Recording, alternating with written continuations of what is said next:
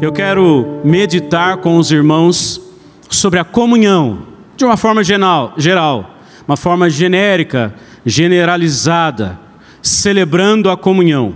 1 João capítulo 1, de 5 a 8, quero que você acompanhe a leitura por gentileza. Eu lerei, você acompanha. Aqueles que estão em casa podem abrir as suas Bíblias também para lermos juntos. Diz assim: ora, a mensagem que da parte dele temos ouvido e vos anunciamos é esta, que Deus é luz e não há nele treva nenhuma. Se dissermos que mantemos comunhão com ele e andamos nas trevas, mentimos e não praticamos a verdade. Se porém andarmos na luz, como ele está na luz, mantemos comunhão uns com os outros, e o sangue de Jesus, seu Filho, nos purifica de todo pecado. Se dissermos que não temos pecado nenhum, a nós mesmos nos enganamos e a verdade não está em nós. Vamos orar mais uma vez? Feche os seus olhos e abra o seu coração. Deus, nós aqui nesse tempo, com o coração aberto diante do Senhor, queremos ouvir a palavra do Senhor, ouvir a sua própria voz pelas Escrituras, ó Deus. Fala com cada um de nós.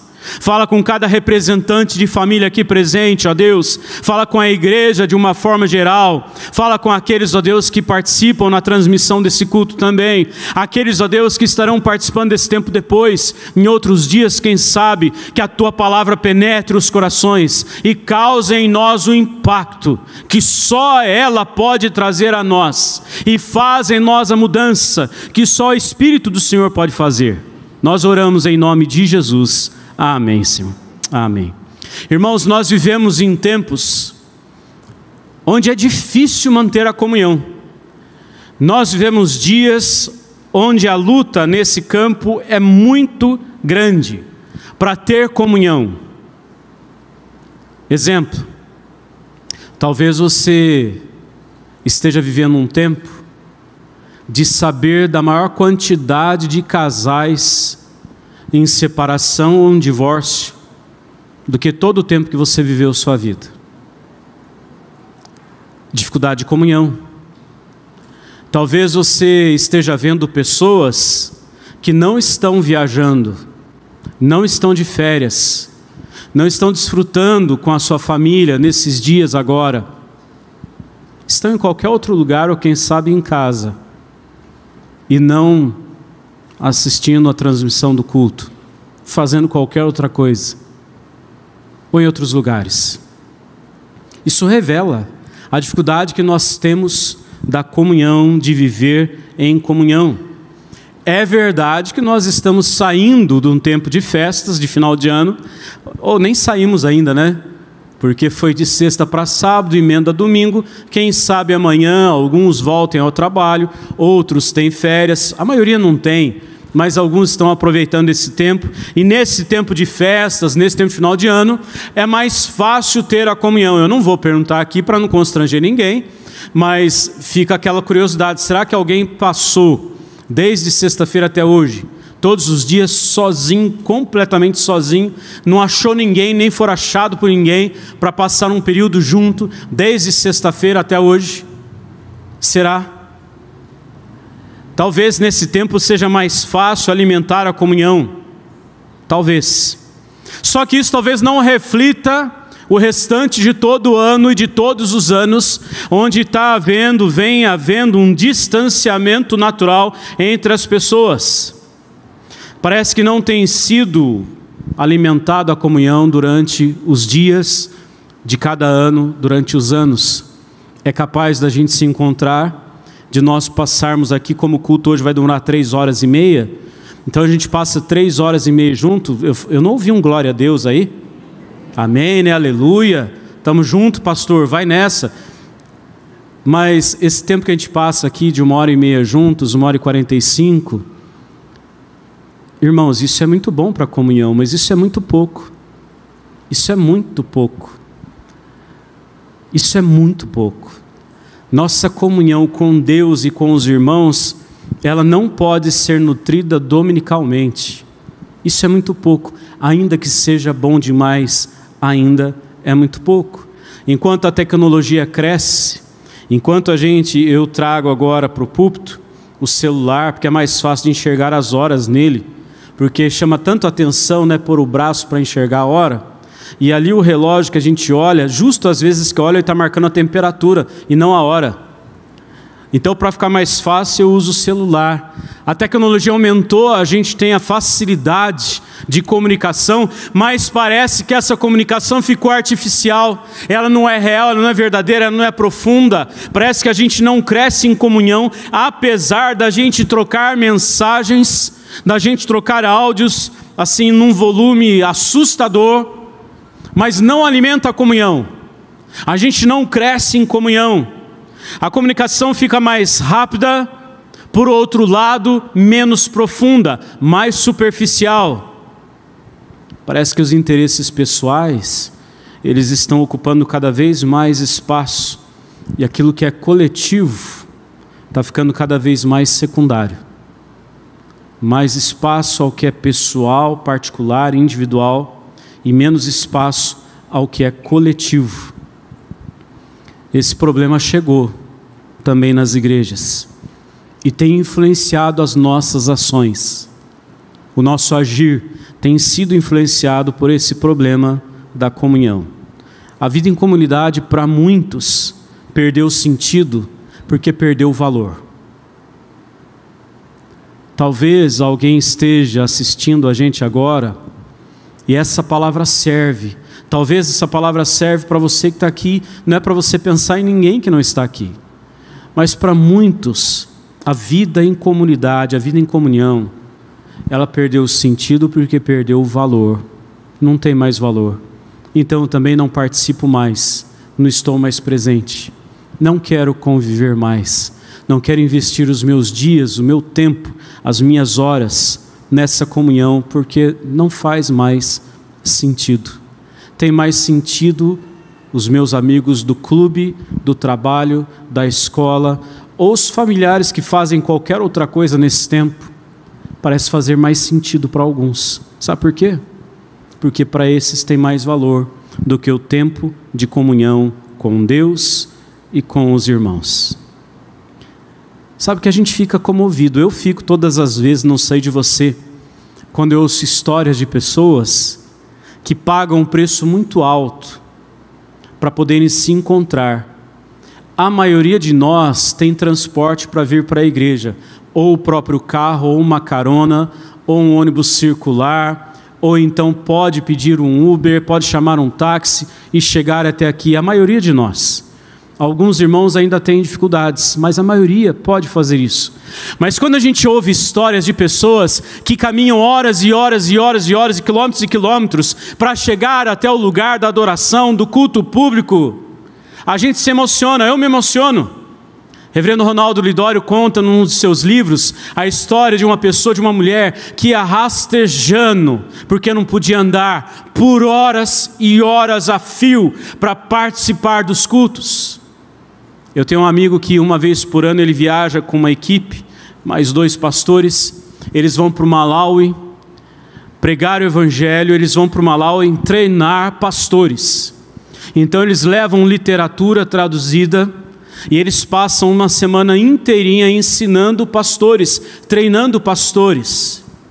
E dos pastores que participam todos os anos, tem um senhor de 87 anos, que ele vai de Moçambique ao Malawi de bicicleta. Ele gasta 3 dias pedalando, para apenas o suficiente para dormir no meio do mato e continua a sua jornada.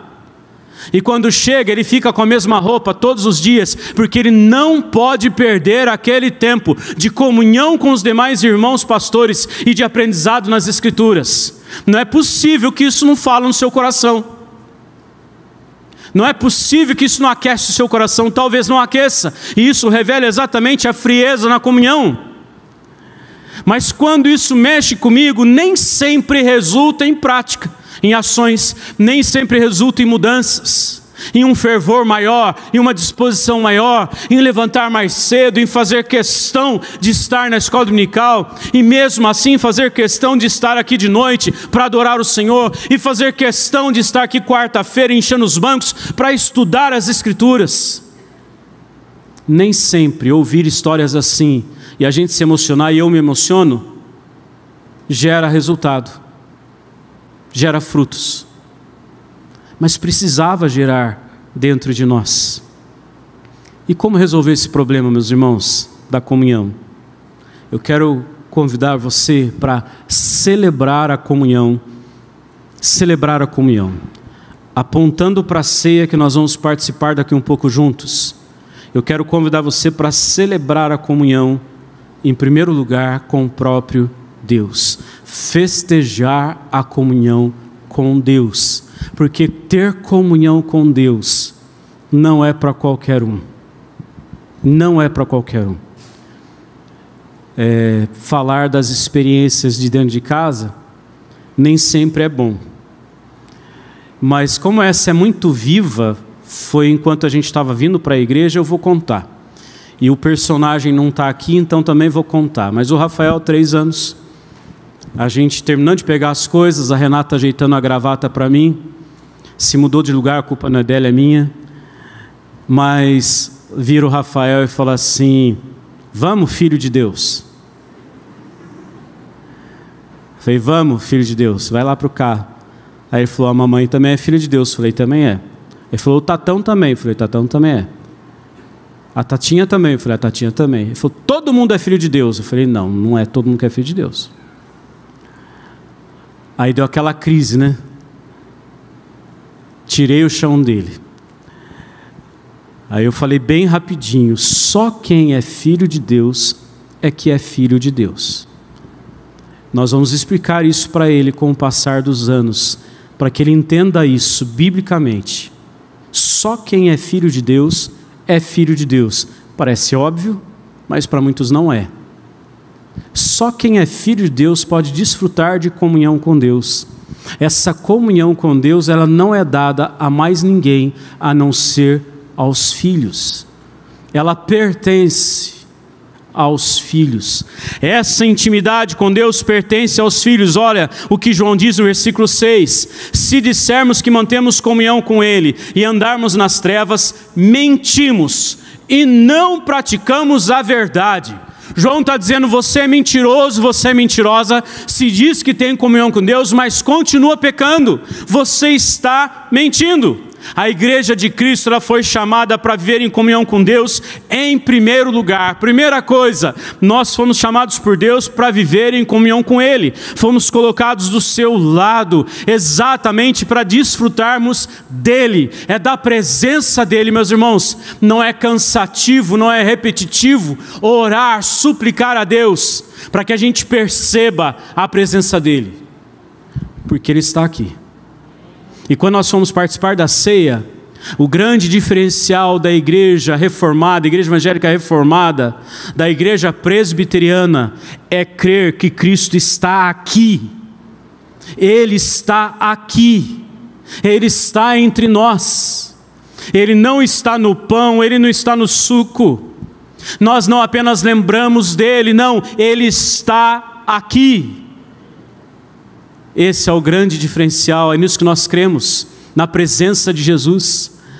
Então eu faço questão de orar por pessoas, e quando nós vamos iniciar esse tempo de adoração comunitária, invocando não a presença dEle como se Ele não estivesse, mas para que eu e você percebêssemos a presença dEle, para que a gente perceba que Ele está aqui, e esse ambiente não é o mesmo lugar, porque Ele está aqui. O ambiente só é diferente não porque é a igreja, não pelo formato, pelo banco. A gente tem um ar-condicionado aqui atrás maravilhoso, nesse tempo de calor. Não é por causa disso, é por causa de Jesus aqui. É porque Ele está entre nós, Ele anda entre nós, Ele toca em nós. Esse é o diferencial, e isso só pode ser desfrutado para quem é filho, para quem vive em comunhão. É possível que pessoas entrem e saiam sem perceber nada disso, porque não desfrutam de comunhão, porque não são filhos de Deus. João afirma que quem diz ter comunhão com Deus, mas vive nas trevas, está mentindo. Ou seja, não tem comunhão com Deus. Não tem comunhão com Deus. A comunhão com Deus, ela requer de nós uma visão correta do pecado. Guarda isso. A comunhão com Deus requer de nós uma visão correta do pecado. A comunhão espiritual, ela depende da afinidade moral. A comunhão que nós temos com Deus o Pai depende sim desse ajuste moral, por causa da presença de Cristo em nós, por causa de sermos lavados e remidos. Jesus, ele declara essa santa perfeição de Deus. Por isso a gente não pode reivindicar a comunhão com Ele e ao mesmo tempo viver habitualmente cometendo pecados constantemente, rotineiramente os mesmos pecados, porque não há comunhão entre luz e trevas. Nós precisamos ter uma visão correta acerca do pecado, para então desfrutarmos de comunhão com Ele. A nossa comunhão com Ele está diretamente ligada à nossa busca constante por sermos como Ele, nos arrependendo, confessando pecados e tendo a nossa pecaminosidade purificada pelo sangue de Jesus. Assim nós temos comunhão com Ele. A comunhão com Ele é por causa de Cristo, da obra de Cristo e de Cristo em nós. O apóstolo Paulo, ele fala a mesma coisa com outras palavras, e agora talvez ele atinja a gente de uma forma mais expressiva, mais abrangente. Olha o que ele diz em 2 Coríntios 6, 14, 15 e 16, eu vou ler, quero que você atente à leitura. Não se ponham em julgo desigual com os descrentes. Como pode a justiça ser parceira da maldade? Como pode a luz conviver com as trevas? Que harmonia pode haver entre Cristo e o diabo? Como alguém que crê pode se ligar a quem não crê? E que união pode haver entre o templo de Deus e os ídolos? Pois somos o templo de Deus vivo, do Deus vivo. Como Ele próprio disse: habitarei e andarei no meio deles, serei o seu Deus e eles serão o meu povo. Está muito claro aqui, não está? Que a harmonia entre luz e trevas. Como casar uma coisa com a outra? Porque onde a luz chega, as trevas são dissipadas. A luz aparece, ela brilha. Sabe aquela luzinha de 2, 3 watts que você liga na tomada quando você tem filho pequeno, tem bebê, só para deixar alguma pequena claridade no quarto? Por menor que ela seja, por mais fraca que ela seja, ela vai aparecer. Ela pode até não iluminar o ambiente todo, mas ela vai fazer um contraste com a escuridão. É por isso que nós somos chamados de luz neste mundo, pelo próprio Senhor Jesus. Luz, porque Ele brilha em nós. Paulo afirma que não pode haver comunhão entre luz e trevas. Jesus é a luz deste mundo. Ele se identifica como sendo a luz deste mundo. Jesus é aquele que vem para iluminar a nossa vida. E Ele também nos chama para sermos luz. E Ele diz: vós sois a luz do mundo. O que Ele está querendo dizer? Com Cristo em nós, não há como esconder. A luz vai aparecer. A luz vai aparecer. Vai aparecer a diferença, como o pastor Leandro disse hoje pela manhã. O cristão que não quer incomodar, ele não pode ser cristão. O cristão vai incomodar apenas pela sua declaração de fé e pelo seu modo de vida santa. Vai incomodar por onde passar. Por isso, não há associação entre o cristão e as trevas. A vida de santidade do cristão, ela difere do modelo secular de viver.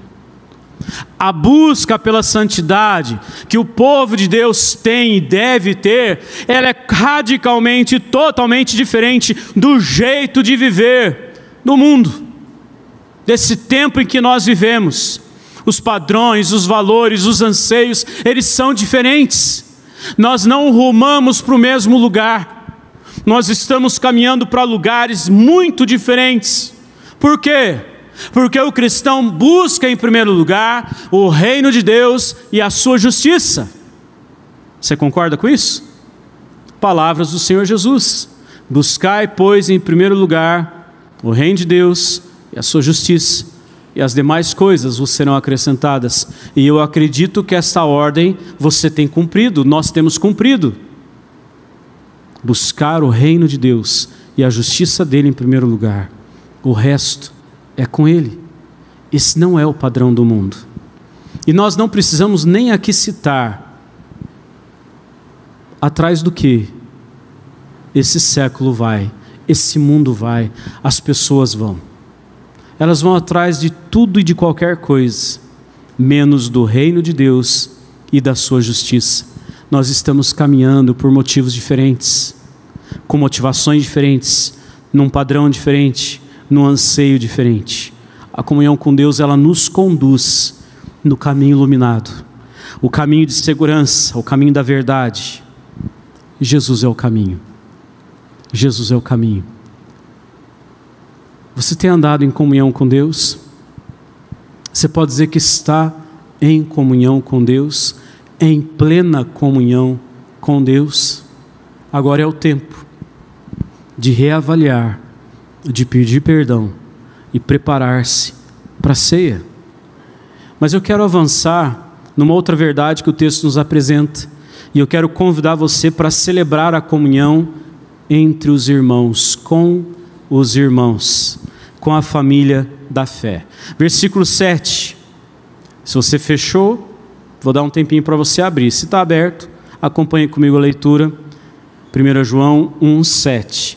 Se porém andarmos na luz, como Ele está na luz, mantemos comunhão uns com os outros, e o sangue de Jesus, seu Filho, nos purifica de todo o pecado.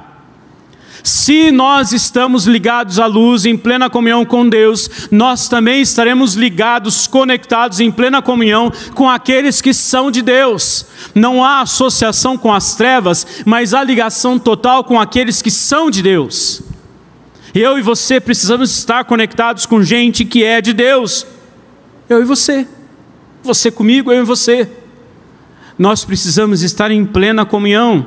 Uma das marcas de quem anda na luz de Jesus é essa comunhão entre os irmãos. Quem não quer viver em comunhão entre os irmãos, com os irmãos, não está revelando a comunhão com Deus o Pai. Não vive em comunhão com Deus o Pai. Porque a comunhão com Deus o Pai vai resultar em comunhão entre os irmãos. O sangue de Jesus, ele foi derramado em nosso favor, e é pelo sangue de Cristo que nós fomos feitos filhos de Deus e irmãos na fé. Temos um irmão mais velho, num sentido figurado, de ser aquele que tem toda a autoridade, de ser aquele que tem todo o governo nas suas mãos, de toda a casa, porque nós fomos feitos adotivos, filhos adotivos, por meio de Jesus, e nos tornamos irmãos do próprio Senhor Jesus. Nós somos irmãos. Se você não quer viver em comunhão com os irmãos, você não é filho. O filho quer viver em comunhão com os irmãos, com os outros filhos de Deus. Se nós estamos perto de Deus, então necessariamente estaremos perto dos irmãos. Claro isso, meus irmãos? Fácil de entender? Se você é filho de Deus, você quer estar em comunhão com os irmãos, com os outros filhos de Deus, porque você também é. Evidentemente, vale aqui uma observação, João ele não está falando aqui de comunhão, qualquer outro tipo de comunhão, ele está falando da comunhão dos santos. Comunhão dos santos. Não é qualquer tipo de associação, mesmo entre pessoas que se dizem cristãs. Não é qualquer tipo de atividade, mesmo com pessoas que se autodenominam cristãs.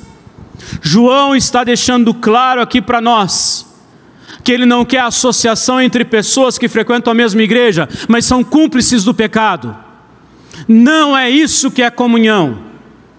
Ser cúmplice do pecado não é comunhão verdadeira. Falo isso, irmãos, com tranquilidade, com vergonha, mas ao mesmo tempo com autoridade, por ter vivido, crescido na igreja, ter ouvido os princípios, conhecer a verdade, mas ter um tempo em que mesmo frequentando a igreja, Eu era amigo demais de alguns outros adolescentes, depois alguns jovens, e juntos nós não andávamos em comunhão, nós éramos cúmplices do pecado um do outro. A gente compartilhava os erros, mas não para acertar. Preciso explanar mais sobre isso? Não, né? Não é necessário. Comunhão é quando a gente divide a nossa santidade com o outro. Aquilo que eu recebo do próprio Pai, eu compartilho com o outro. E o outro que recebe do Pai, compartilha comigo. Isso sim é comunhão. É disso que João está tratando. Não de amizades pecaminosas, perniciosas. É de comunhão de alguém que é ligado em Deus e que as suas ações, as suas palavras, é de gente de Deus. De gente que glorifica a Deus com o que é e com o que faz. A nossa unidade não é fruto de iniciativa humana. Guarde isso. A nossa unidade não é fruto de iniciativa humana, de esforço humano. A nossa unidade é consequência do que Deus fez por nós, do que Ele fez em nós e do que Ele faz através de nós. Tudo isso por causa da morte de Cristo na cruz do Calvário. A nossa unidade é regada pelo sangue de Jesus. A nossa unidade não é regada com qualquer outra coisa. A nossa unidade não é regada com qualquer outro tipo de líquido. A nossa unidade é regada com o sangue de Cristo. Entenda isso. É por santidade, é por pureza. Não é por pecado. Não é por cumplicidade. É por causa de Cristo. Celebre a unidade com os irmãos por causa de Cristo, em Cristo, pelo sangue de Cristo. É por Jesus, não é por nós, não é pelo nosso esforço. É por isso que ninguém deve abandonar, nem mesmo menosprezar a vida em comunhão entre os irmãos. Porque aqui nós expressamos o sacrifício de Cristo. O preço pago na cruz foi para que nós pudéssemos caminhar juntos, viver em unidade, em comunhão, celebrando o autor da vida. Você compreende a seriedade desse tema, não compreende? Dá para entender o quão isso é importante? Você entende que não é uma questão de gosto, ou uma opção que Deus dá para nós, eu vou comungar ou não, eu vou andar com os irmãos ou não. Não é uma opção. É uma consequência natural de quem é filho. Um filho de Deus, ele não deve deixar de congregar, de adorar o Senhor, juntamente com os seus irmãos, de orar em concordância, de servir no reino, de celebrar a presença de Jesus enquanto participa da ceia. É isso que nós vamos fazer. Jesus está presente, nós vamos celebrar a presença dEle como família da fé que somos. Aqui não há espaço para rancor, para inimizade. Aqui só há espaço para perdão, para confissão, para reinício, para recomeço. Vamos fazer de novo, estava errado, vamos começar de novo. Por causa de Jesus no nosso meio. João afirma que quem anda na luz, mantém comunhão com aqueles que também andam na luz. O Senhor Jesus, em João 13:35, Ele diz assim: nisto conhecerão todos que sois meus discípulos, se tiverdes amor uns pelos outros. O amor é a marca do cristão. É o amor. E o amor que temos uns pelos outros. A forma carinhosa, amorosa com que nós nos tratamos. É o aperto de mão sincero. É por causa de Jesus. Irmãos, a nossa cidade ela pode ser muito abençoada através de nós, pela nossa comunhão. Como a comunhão da igreja impacta e abençoa a cidade? Porque nós revelamos o amor de Deus por elas, no amor que nós dedicamos uns aos outros. Ele vai aparecer para quem está de fora. Nós precisamos evidenciar esse amor através da comunhão. Eu quero terminar, não com o texto que nós lemos, mas eu preciso falar que eu e você também precisamos celebrar a comunhão em família. Nossa família precisa viver em comunhão, precisa haver unidade na nossa família, na sua casa, na minha casa. Por isso, celebre a comunhão com a sua família. Devia ser uma coisa extremamente natural, não devia? Devia.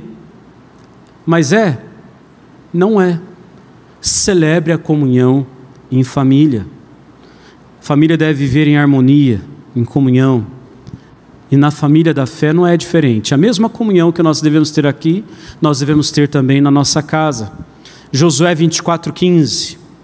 Talvez você conheça muito bem esse texto, ou pelo menos a parte final dele. Eu vou ler o versículo todo.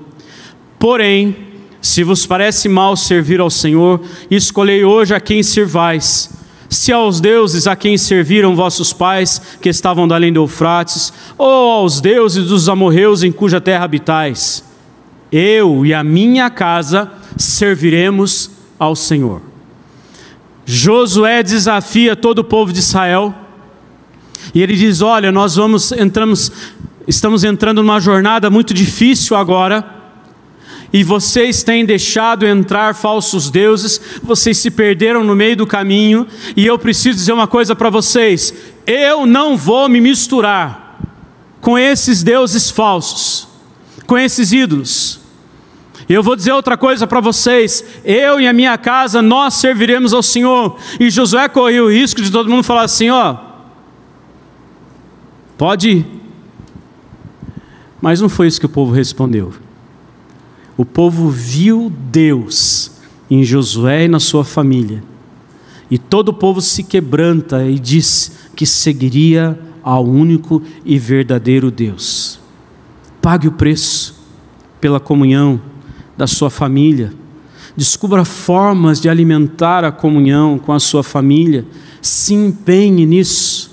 Pais, mães, filhos, irmãos, gaste tempo pensando como que eu vou promover a comunhão na minha casa. Deus nos colocou onde Ele nos colocou, onde Ele nos plantou, porque há um propósito, tem um porquê. Ele planejou a nossa história, a nossa família.